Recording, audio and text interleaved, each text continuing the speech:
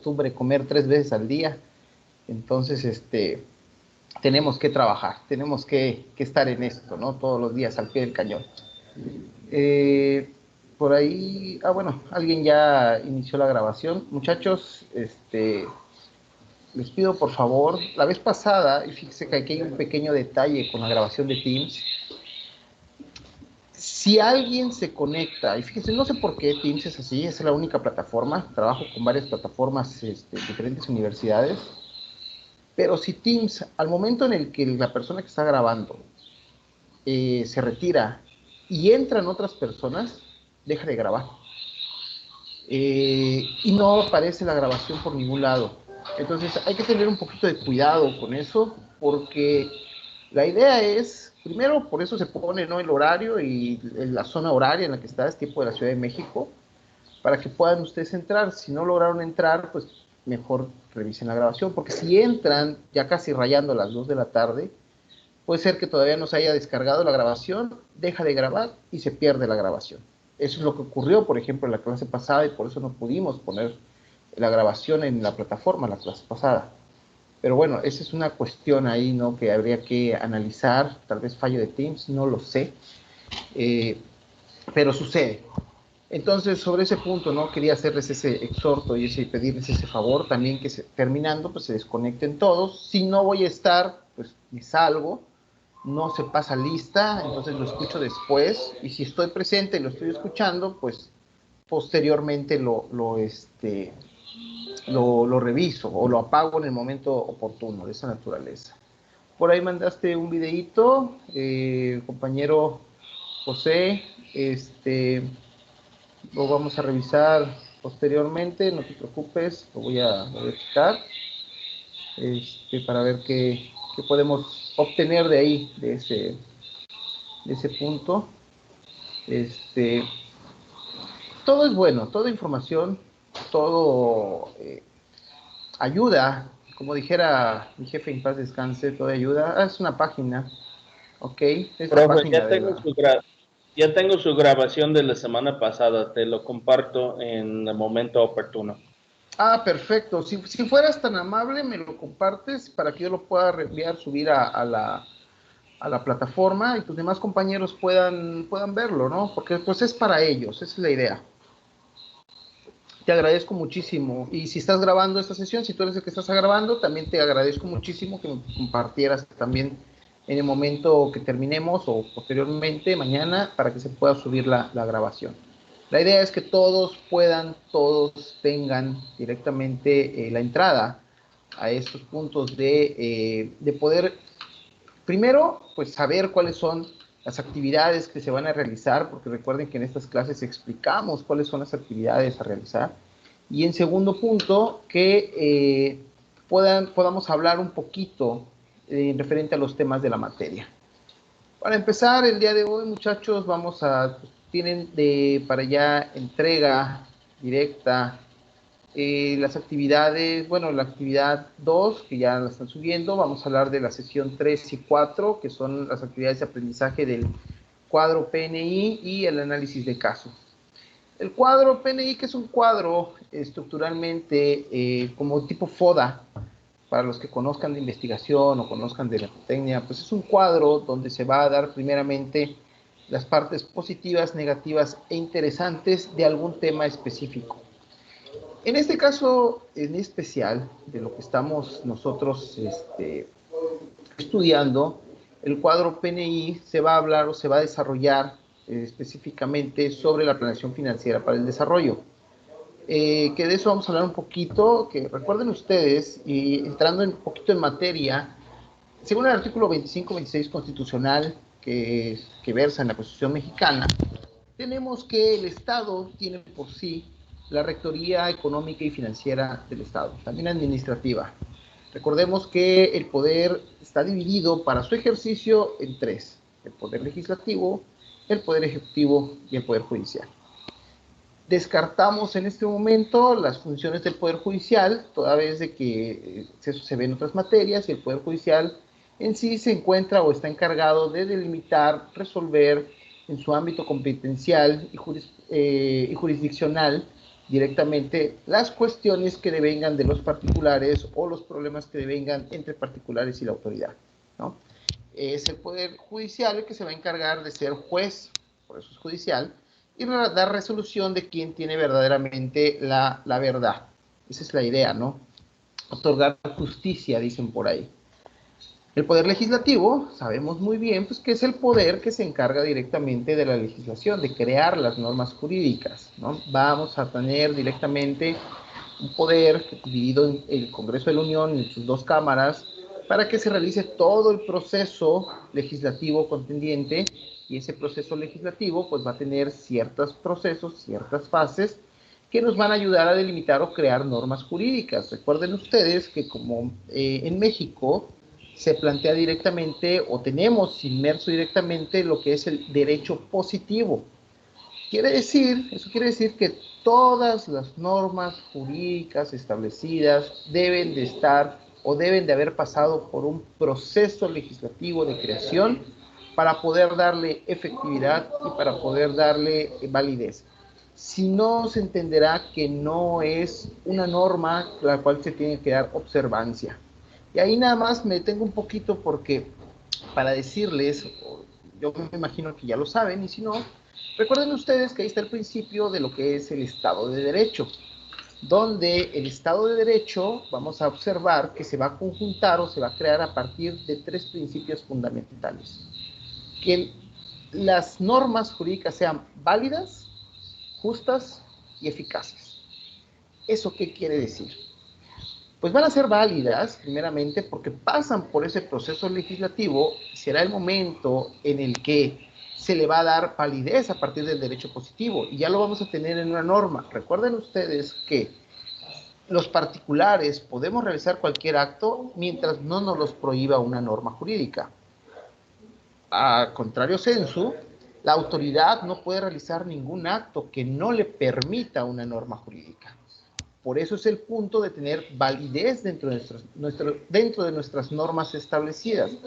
Porque si no tenemos esa validez dentro de nuestras normas establecidas, pues nosotros no teníamos por qué observarlas y la autoridad no tendría la forma de realizar sus procesos administrativos, judiciales, legislativos, etcétera, etcétera, etcétera. ¿Sí? Ahora bien, el segundo punto, la segunda característica de esto lo tenemos en el hecho de encontrar la eficacia en las normas jurídicas. Bueno, la primera fue la validez, la segunda es la eficacia de las normas jurídicas. En esta eficacia de las normas jurídicas, pues es el acto que tiende directamente a que nosotros como particulares, sociedad establecida, sociedad en la cual nosotros pertenecemos, tenemos que obedecer las normas jurídicas. Y obedecer no estoy hablando del hecho de que nos obliguen a obedecer o la autoridad tenga la imposición de obligaciones directas, sino que es eficaz cuando nosotros las aceptamos, ¿sí? Y entonces las reproducimos o las obedecemos, válgase la redundancia, ¿no? En el hecho de que si nosotros no obedecemos esas normas jurídicas, pues el sistema jurídico se desploma. Lo mismo ocurre en la actividad financiera del Estado. Si no se obedecen las normas jurídicas establecidas, por ejemplo, el artículo 31, fracción cuarta, de la Constitución, nos da la obligación a nosotros como ciudadanos mexicanos contribuir con el gasto público. Si nosotros, esa norma no es eficaz como tal, pues no contribuimos con el gasto público. Déjense ustedes de lado de si es delito, no es delito, evasión fiscal, impuestos, etcétera, etcétera, sino desde el hecho de nosotros tener el deber jurídico de cumplir con esas determinaciones. Entonces, si nosotros cumplimos, pues es más fácil ejecutar la rectoría financiera y administrativa del Estado. ¿Por qué? Porque entonces el Estado va a tener directamente los recursos materiales, personales y económicos, pues para realizar todo su plan que tiene establecido, ¿sí? Entonces, para eso sirve la eficacia, porque también el hecho de que nosotros no obedezcamos las normas jurídicas preestablecidas por nuestro Estado a partir de un proceso legislativo, pues significa también gasto para el Estado, porque y todos sabemos, sobre todo los de más experiencia, que el Estado siempre va a imponer gastos de ejecución. Si yo no, por ejemplo, tributo correctamente las cuotas del Instituto Mexicano del Seguro Social, pues me voy a encontrar de pronto que el instituto va a tener la facultad de hacerme un requerimiento expreso por medio del cual pues yo tenga que cumplir con esa obligación de la cuota patronal. Si no cumplo, entonces el instituto me va a realizar un requerimiento de pago y embargo. Pero todos esos van a tener consigo gastos de ejecución, porque no es ya gratis, porque entonces tengo que contratar a una persona que se dirija al lugar, al domicilio, para realizar una diligencia. Esa persona tiene que tener ciertos estudios, un nivel, tiene que saber cuál es el proceso de todo esto, y eso cuesta. Entonces, mi procedimiento va a tener gastos de ejecución, ¿sí? Y entonces, lo que quiere decir ahí es que al final de cuentas, al Estado también le está costando, y a mí como particular también me está costando, ¿sí? Entonces, si no se obedece la eficacia de las normas jurídicas completa y concretamente, pues sí vamos a tener un poquito de problemas en eso, porque ponemos piedras.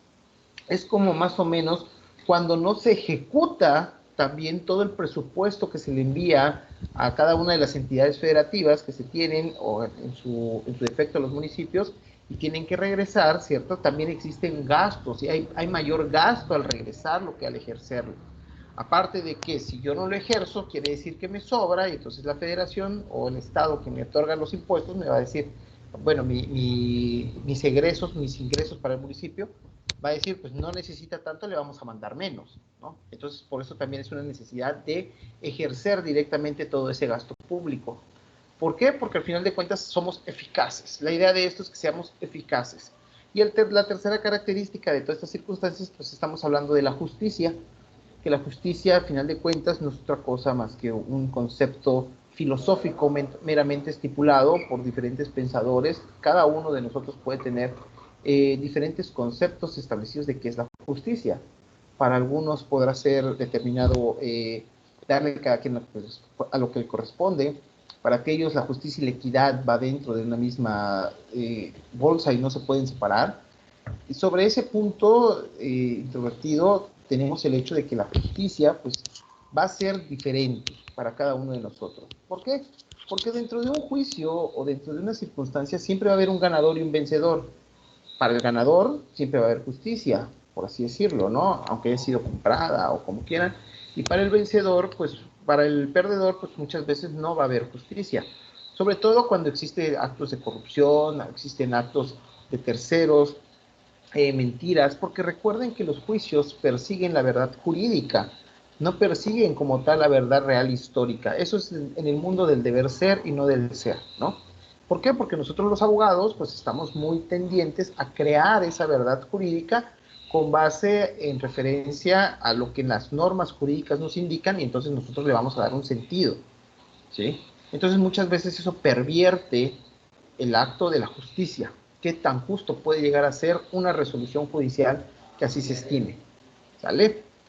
Luego entonces tenemos el hecho de que una vez que juntamos o conjuntamos supuestamente estas tres características de validez, eficacia y justicia, estamos frente a lo que se conocería como el Estado de Derecho, ¿sí? Al poder omnipotente del Estado, ¿sí? De obedecer y de que todo sea una panacea, todo sea directamente un Atlantis donde todos estemos muy bien, donde todos estemos perfectamente gozando de bienestar, salud, economía y rebosantes. Se supone que ahí estamos. Y es por eso que nuestros políticos principalmente utilizan este concepto de Estado de Derecho para la aplicación de ciertas circunstancias. Pero ahora bien, sabemos que esto no es así, y sabemos que mucho o en parte tiene culpa también la sociedad en la que vivimos, porque socialmente y culturalmente muchas veces tendemos a oponer resistencia directamente a ciertas políticas que el Estado nos da, aun cuando sean para la mayoría o aun cuando sean beneficiosas para ciertos sectores sociales. Por ejemplo, hablamos de la política de la entrega de los programas, o sea, de los viejitos, que les dan cantidades de dinero mensuales para que puedan subsistir. Hay muchos que se critica desde el proceso, la forma, la política misma que se está ejecutando, pero yo creo que hay muchísimos otros que verdaderamente sí van a tener el hecho de decir, bueno, es que sí lo necesitan, ¿sí? Entonces, una política al final de cuentas también vale o es recurrible en razón al valor político. Y no estoy hablando de políticas, porque aquí me pueden decir, es que también esa es una política populista. Esa es una situación de políticas, es una situación de gobernanza que verdaderamente tenemos que estipular, pero también tenemos que dejar de un lado. Desgraciadamente, la mayoría de nuestros gobernantes no dejan de lado lo que es el valor político, la gobernanza y la gobernabilidad, que son dos cuestiones totalmente diferentes, pero que al momento de ejercerlos, ¿sí? No lo ejercen de manera correcta. Ya lo decía Maquiavelo, el primer punto de la política es llegar al poder y el segundo punto es retener el poder. Entonces se retienen mediante, o principalmente mediante circunstancias populistas, pero eso se da porque las normas jurídicas no son eficaces. ¿Qué quiere decir eso? Se da porque nosotros como ciudadanos no cumplimos con las normas jurídicas. Y por ahí les dejo, el que quiera realizar una pequeña lectura, el Critón de los diálogos de Platón. Es una lectura bastante bonita, nada pesada, donde se señalan las razones por las cuales uno como ciudadano debe de obedecer los actos jurídicos pertinentes, ¿no? O establecidos, porque si acepto los buenos debo de aceptar los malos, ¿no? En ese punto. Y para eso existen ya al día de hoy las herramientas jurídicas pertinentes para intentar hacer cambiar, ¿sí? Cualquier norma tendiente a una afectación directa sobre un grupo de personas o sobre una persona establecida. Existen para ello diferentes medios de control constitucional, como el amparo, las controversias constitucionales, que para nosotros van a servir para modular y guiar la administración y el poder hegemónico del Estado. Porque si bien es cierto, el Estado es la cabeza y tiene ese poder para dirimir y decir, también tiene que tener una regulación expresa para cómo equilibrar y mantenerlo. Porque si no se mantiene en ese punto, tenemos un pequeño paso en problemática, ¿no? El título de la lectura, sí, se llama El Critón, te lo escribo en el chat, Critón. El libro se llama Los Diálogos de Platón. Critón es, si este grueso de mi dedo es mucho, lo lee en una ida al baño, creo yo. El libro Diálogos de Platón tiene otros diálogos, hablando de diferentes situaciones. Pues los invito también a que lean, por ejemplo, La Política de Aristóteles, buen libro, referido en muchas circunstancias de cómo lo va a estipular las formas de gobierno y gobernanza que hasta el día de hoy podrían verse actuales, actualizadas o aplicables directamente. Explica desde el punto de vista de cada situación lo bueno y lo malo de cada sistema jurídico al que nos encontramos, y que incluso la democracia no es perfecta porque podemos caer en demagogia, ¿no? Cada punto es establecido en eso.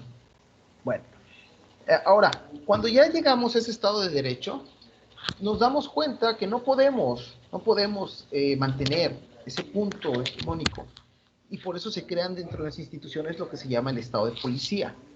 El estado de policía va a ser el estado donde, si no lo cumples, no eres efectivo en cumplirlo tú particular, pues yo, autoridad, yo, estado, te voy a imponer las sanciones, reglas y estipulaciones necesarias y suficientes para que se cumpla. Porque si estamos imponiendo normas es para que tengamos un bien común, porque al final de cuentas ese bien común es la finalidad por el cual se creó el derecho. El bien común se crea en relación a llegar a ese punto estándar y establecido de la creación del derecho para que existan regulaciones que nos beneficien a todos.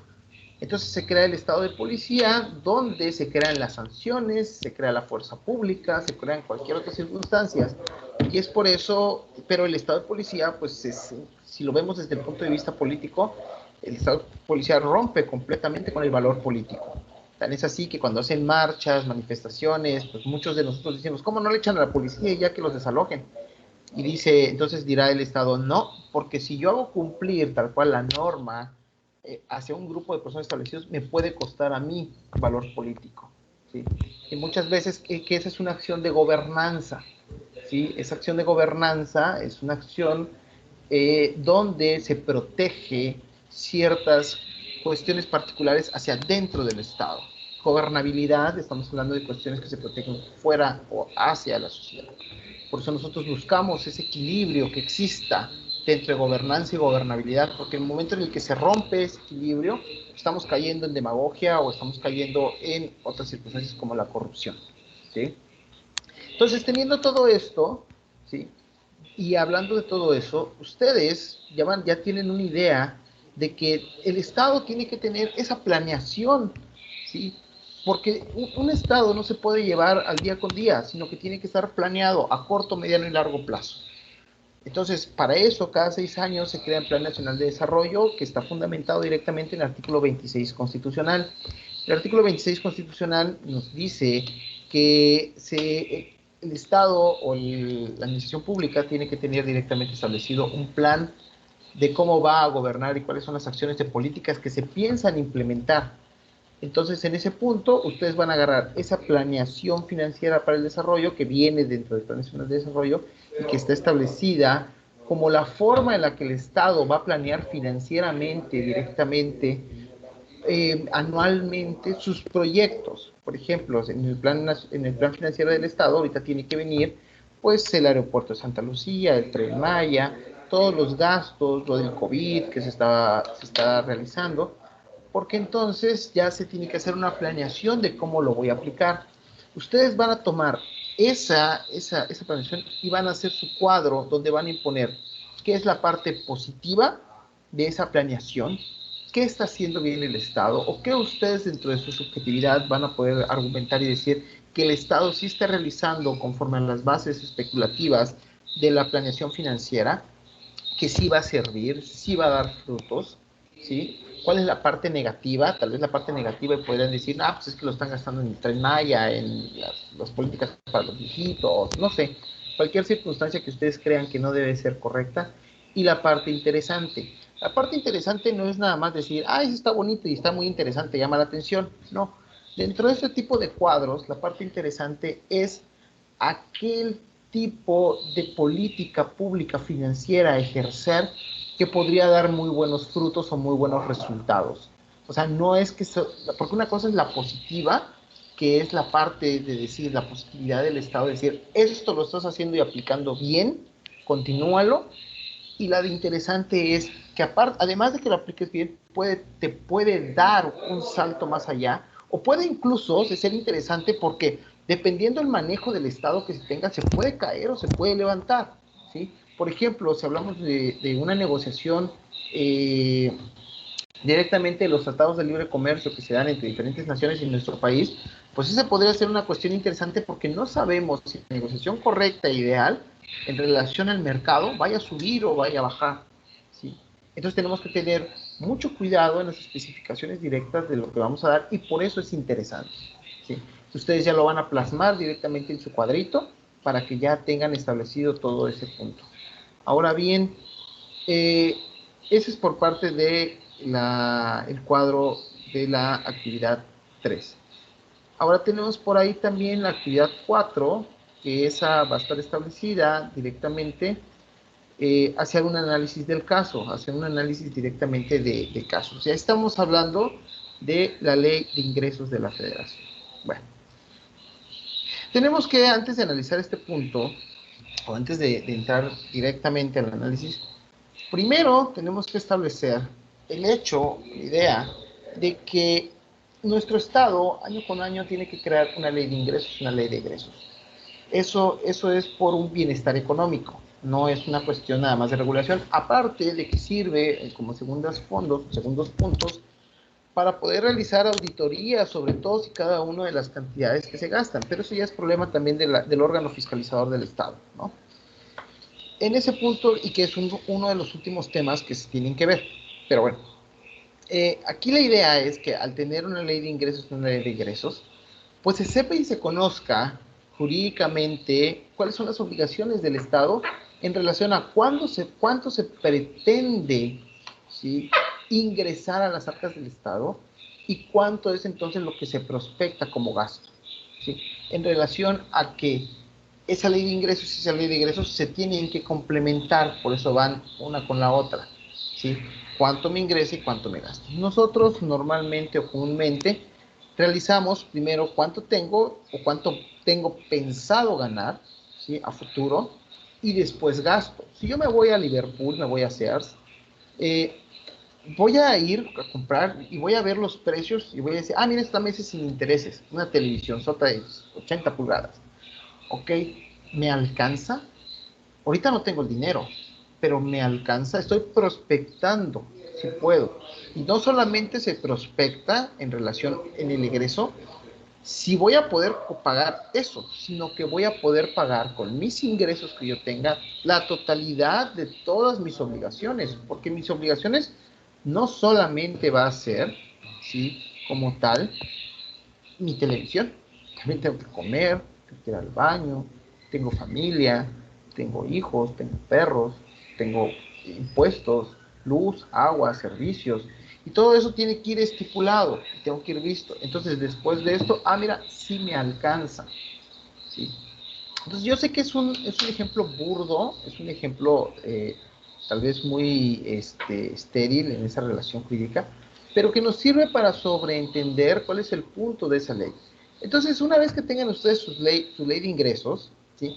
De no más de 5 años de antigüedad, tal cual nos los menciona la plataforma, pues vamos nosotros a analizar cuál es la actividad recaudadora del Estado. ¿Sí? ¿Por qué? Si ustedes se van a la Constitución, van a observar en diferentes partes que existen facultades exclusivas para ciertos órganos, facultades exclusivas para la Federación, facultades exclusivas para el Estado, facultades exclusivas para los municipios. Con base a ello, entonces, la actividad recaudadora del Estado tendrá que ceñirse en relación a cómo se va a realizar toda esa captación de ingresos, ¿sí? Directamente lo que son los impuestos. Y aquí hay una cuestión, y fíjense, nada más como comentario. Nosotros tenemos o vemos, por lo regular, que los impuestos son captados desde el punto de vista federal. Y la federación es el órgano, y visto desde ese punto de vista, que mayor captación de impuestos tiene. ¿En relación a qué? Pues al punto del valor político. Por eso todos los estados no son verdaderamente autónomos, porque año con año, pues necesito que la federación me envíe. ¿Por qué? Porque yo, estado, no pienso imponer más impuestos a mis ciudadanos, que lo imponga la federación y que sea él el que castiguen. Tan es así que dentro de sus puntos en políticas y en elecciones, siempre salen con que ya no sufras de impuestos, nosotros te los vamos a bajar y órale, vota por nosotros. Pero aquí hay que hacer, y de aquí viene este punto del análisis de este trabajo que ustedes pudieran realizar, porque verdaderamente los impuestos son jurídicamente y socialmente necesarios. No hay una forma establecida y ninguna forma de gobierno que se pueda poner si no tenemos impuestos. Es más, si nosotros todos los que estamos acá quisiéramos rentar un salón de fiestas, de eventos, para que ahí todos hiciéramos fiestas cada fin de semana, cada uno de nosotros va a tener que imponer un tributo, ¿sí? Para poder pagar todos los servicios y gastos que se den y poder hacer esas fiestas, ¿no? Lo mismo ocurre en el Estado, pues el Estado va a tener esa consistencia de administración y tiene que cobrar un tributo para tener al final de cuentas los bienes necesarios, las cantidades necesarias para ofrecer los servicios que tienen que ofrecer, porque si no también sería imposible que nosotros solos, por nuestros propios medios, pudiéramos obtener muchos de esos recursos. Por nuestros propios medios, imagínense que dijeran, cada uno pavimente la calle, su calle, enfrente de su calle. Oye, ¿cuánto sale pavimentar? Yo prefiero construir mi casa que pavimentar. Entonces, esa es la idea, ¿no? Que se tiene que ir poco a poco relacionando todo este punto de vista. Entonces, cuando tengamos ese punto, ustedes van a ir analizando esa ley de ingresos, esa ley de egresos, la de ingresos, porque es la que nos pide, y ver cuáles son las actividades recaudatorias del Estado. O sea, cómo me recaudan por medio de esos impuestos. Y lo vamos a ir valorando, lo van a ir ustedes estudiando y van a ir ustedes diciendo, dentro de ese análisis de casos, si es correcto o no es correcto conforme a las normas actuales. Si verdaderamente esos proyectos de ingresos, de ley de ingresos, son viables, no son viables, por ejemplo, el IEPS, el IVA, el ISR, los impuestos especiales, algún otro tipo, el IVA directo, el IVA indirecto, o cualquier otro tipo de acción recaudadora del Estado. Porque, por ejemplo, también la cacería de brujas, como les decía en un momento, a los empresarios, de que paguen sus impuestos, son correctas, son incorrectas, se puede dar, no se puede dar, que nos persigan a todos por igual, o que persigan primero a los grandes empresarios que no pagan, que persigan primero a los que no han pagado, que se hagan las aclaraciones, que los sistemas de aclaración de esta naturaleza y notificación no son eficaces, que es, porque incluso recuerden ustedes, si no conocen, que existen lo que son las misceláneas fiscales.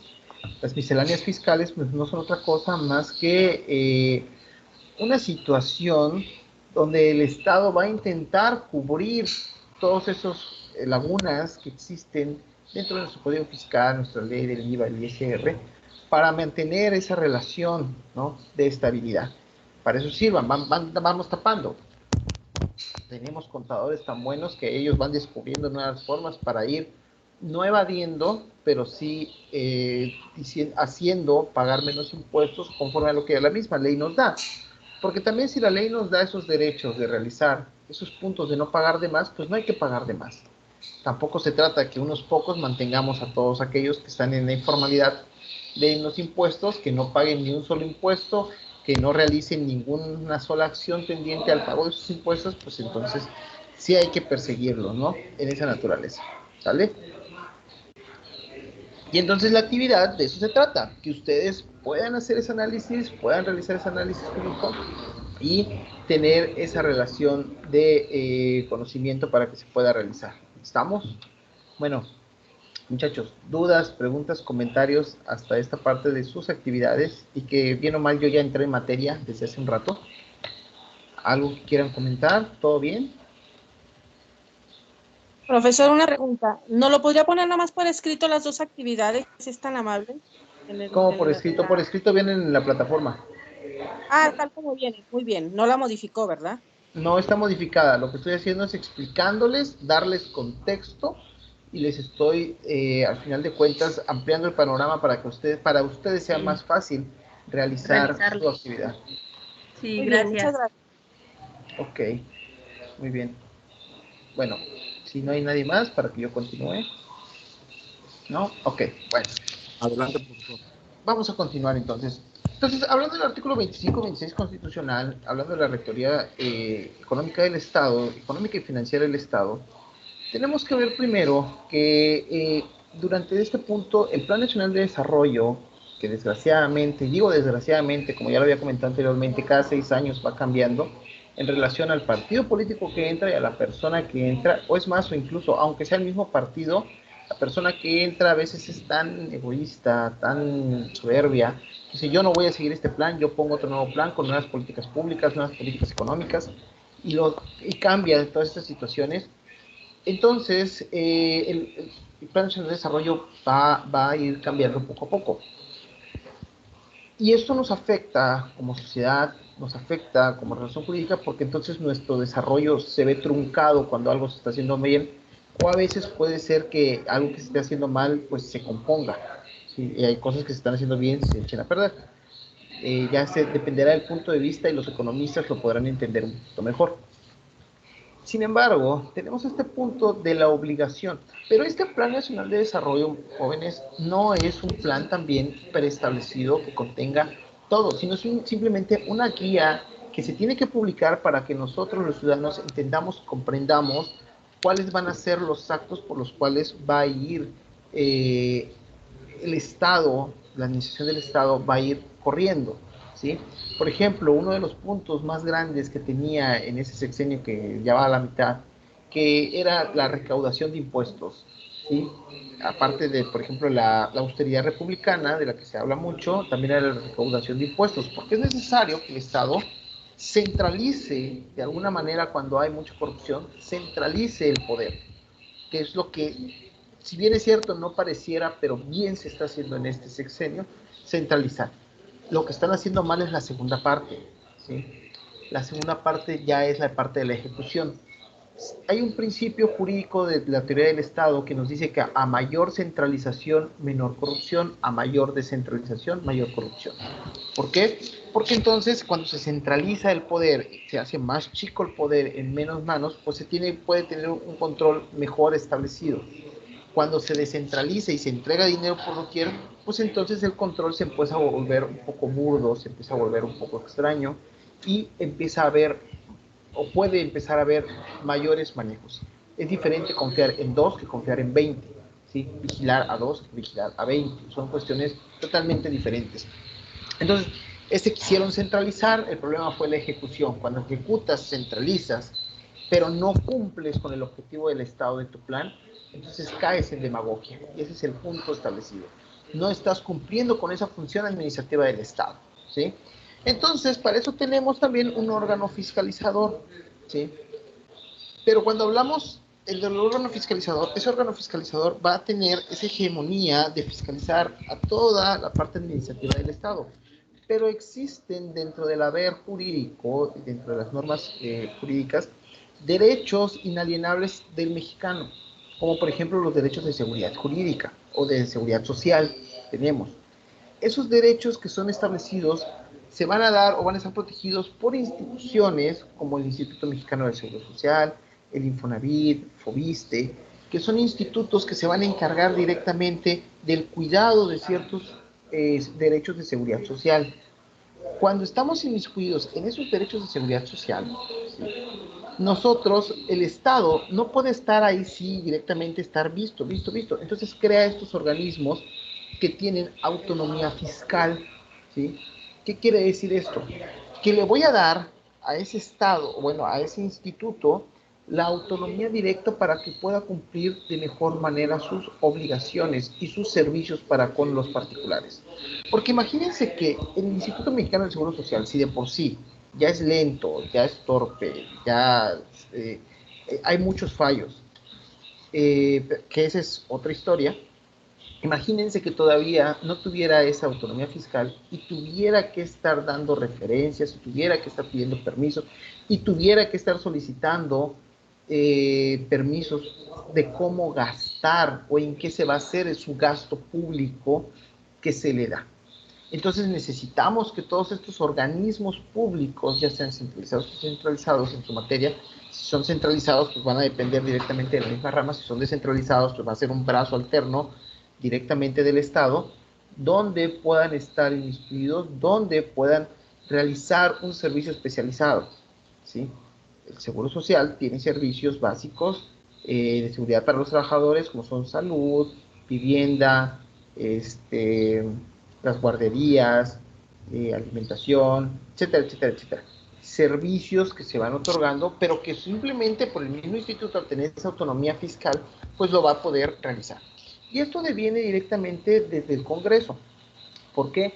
Porque acuérdense ustedes que el mismo Congreso, en el momento de realizar las normas jurídicas o realizar todos los procesos que se dan, pues tiene que velar por la idea de quiénes van a ser los institutos que van a requerir esa autonomía fiscal, ya que sin esa autonomía fiscal sí va a estar directamente inmiscuido o va a estar entorpecido sus servicios. Lo mismo que ocurriría, por ejemplo, con los estados, y hablo de los estados, entidades federativas, no Estado-Nación. Las entidades federativas se supone que como organismos del Estado, porque al final de cuentas formamos parte de una república, recuérdense que estamos unidos sobre una federación, sobre estados federativos, donde todos decidimos estar y pertenecer a México, ¿sí? Y se supone que cada uno de estos estados es autónomo, ¿sí?, en sus determinaciones, en su libre determinación, ¿sale? Se supondría entonces y que cada uno de los estados debería realizar sus propias recaudaciones de impuestos, lo que hablábamos hace un momento. Chiapas, Tabasco, Estado de México, Chihuahua, Morelia, cada uno debería de implementar sus relaciones, ¿sí? Cuánto ganar y cuánto entonces voy como impuestos y cuánto voy a poder hacer efectivo esa circunstancia. Y aquí hay que hacer una comparativa para ver ese gráfico de qué tanta importancia tiene esta autonomía. En Estados Unidos, si hablamos del derecho comparado, en Estados Unidos la mayoría de los estados tienen sus impuestos, y hablo de estados, Illinois, Chicago, etcétera, etcétera, ¿no? El estado entidad federativa tienen por lo menos el 70% de sus ingresos recaudados sobre la entidad federativa y no sobre la federación. Esto les da a cada uno de los estados pues independencia financiera y poder hacer valer mejor sus determinaciones.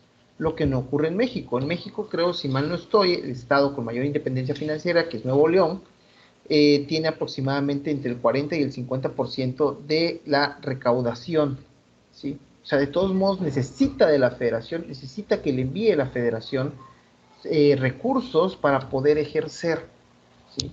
Pero esto pues nos toma un hecho o nos da el punto de tener que tener establecido qué tanto valor político me puede quitar, ¿sí?, la valoración de un impuesto. Y esa es la razón por la cual los americanos, si se fijan en el mapa de Estados Unidos, ellos parece que lo hubieran hecho con regla, sus cuadrículas, así establecidos. Más estamos viendo una hoja cuadriculada. Y nosotros, en nuestro estado mexicano, pareciera que nos hubieran hecho pues a salpicones, ahí la bota que va más arriba, lo que pudimos agarrar, agarramos. Es la diferencia entre un sistema verdaderamente republicano y nosotros, donde es un sistema republicano, pero con sus variables mixtas de entendimiento, de democracia y sobre todo de estructura financiera. También es cierto que ellos tienen un mayor territorio y dentro de ese territorio tienen diversas formaciones y no tienen tanta biodiversidad como la tenemos nosotros, ni tanta cuestiones culturales, porque pues ellos son, recordemos que los americanos pues, vienen directamente de los inmigrantes, una nación de inmigrantes completamente, y que los propios oriundos de ese lugar pues, fueron casi extinguidos, ¿no? Fueron sacados. Nosotros no, nosotros sí fuimos, bien o mal, no quedó de otra, se fue respetando la raza, por decirlo de algún modo. Tan es así que, por ejemplo, acá en Chiapas, donde es su servidor, pues tenemos aquí simplemente San Cristóbal de las Casas, San Juan Chamula y una serie de lugares donde se tienen que respetar los usos y costumbres, donde se respetan, existen más de diferentes formas de vida, de culturas, de sociedades que afectan de cierta manera, no afectan, sino desequilibran, por decirlo de algún modo, la forma de la rectoría del Estado, la autonomía del Estado, ¿sí? Entonces, sí, y el mexicano, sabemos que es una forma malinchista de decirlo, pues somos egoístas, entre menos paguemos, mejor. Esa es la verdad y siempre lo hemos buscado. Mientras que en otros lados, países de primer mundo, pues ellos dicen, no, lo que me corresponde lo pago, ¿sí? Muchas partes del mundo, incluso no existen los despachadores, las personas que atiendan, porque uno solo va y se atiende solo, y no se roba. Y dice, y eso implica el hecho de que seamos mejores personas, de que seamos, tengamos una economía más mejor establecida, ¿sí? Pero aquí en México dejamos un Oxxo libre y se vacía completamente. Y ese es el pequeño detalle que tenemos. Bueno, este lado de las instituciones, de estas instituciones de seguridad, pues son organismos públicos que son requeridos para el Estado, que son necesarios para el Estado y que forman parte de la rectoría hegemónica y financiera del Estado. ¿Por qué? Porque según los derechos humanos, el Estado tiene la obligación de otorgar a los ciudadanos mexicanos, ¿sí? Pero también tiene de cobrar esos impuestos. ¿Vale? Bueno, muchachos, dudas, preguntas hasta acá, porque se nos está acabando el tiempo. Tengo que todavía irme a trasladarme a la otra clase. Entonces voy a tomar su silencio como una aceptación tácita de que todo está muy bien, muchachos. Sí, continúen, profesor, no pasa nada. No, es que por eso le estoy diciendo, porque ya me voy a ir, si no hay dudas, ya se nos está acabando la hora y yo me tengo que cambiar a otro punto.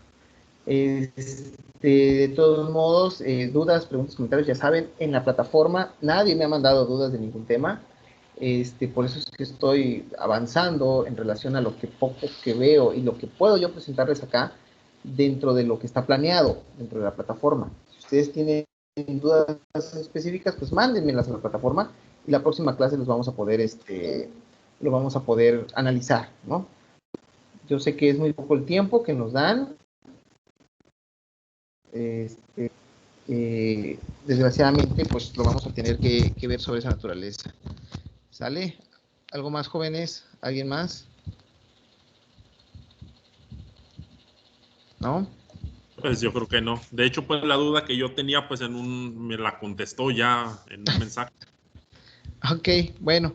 Bueno, muchachos, entonces si no hay más dudas, pues por hoy sería todo. Le pido por favor a su compañero José, Denis, que si me puede hacer llegar por favor la grabación de la clase pasada y de esta para que se pueda subir a la plataforma. Sin más por el momento, pues me despido, muchachos. Cuídense mucho, pórtense bien, no anden en la calle, cuídense, pónganse su cubrebocas. Gracias, maestro. Que pasen Gracias, una excelente maestro. tarde. Buen fin de semana. Esa no la sube a la plataforma, ¿verdad? ¿Perdón? La clase no la sube a la plataforma, vía mensaje. No la escuché. ¿Me puede repetir, por favor? La clase grabada no la sube a la plataforma, ¿verdad? Sí, en cuanto me la haga llegar su compañero que está grabando, sin ningún problema la subimos. Bien, profe, gracias. Gracias, muy amable. Bueno, cuídense mucho, pórtense bien. Gracias. Gracias, igualmente. Gracias. Gracias, profe. Hasta luego.